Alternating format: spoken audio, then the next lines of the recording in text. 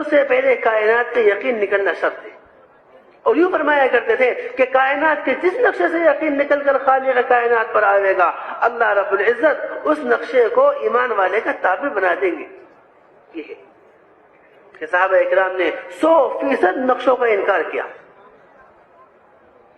پانی ہے، سورج ہے، ہاں سردی گرمی ہے، رات دن ہے، یہ سارے نظام اللہ کے حوالے ہیں، اللہ کے تابع ہیں. کہ پانی کا برسانا، پانی کہاں سے برستا ہے؟ اللہ کے حکم سے برستا ہے. پانی کہاں سے آتا ہے؟ اللہ کے حکم سے آتا ہے. اِنَّا لَمَّا طَغَى الْمَاءُ حَمَلْنَاكُمْ فِي الْجَارِيَةِ.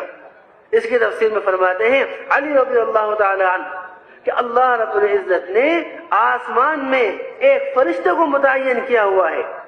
آسمان میں کس کو متعین کیا ہوا ہے؟ ایک فرشتے کو، جس کے ہاتھ میں ایک پیمانہ ہے کہ دنیا میں آنے والا پانی کا ہر قطرہ، کوئی قطرہ ایسا نہیں ہے جو دنیا میں پانی کا آئے مگر اس پیمانے سے گزر کر.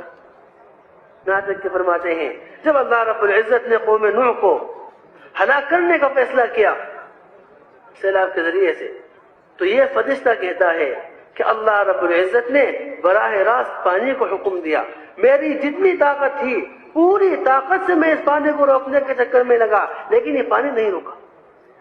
کیوں؟ پانی تو اللہ کے خزانے سے آتا ہے.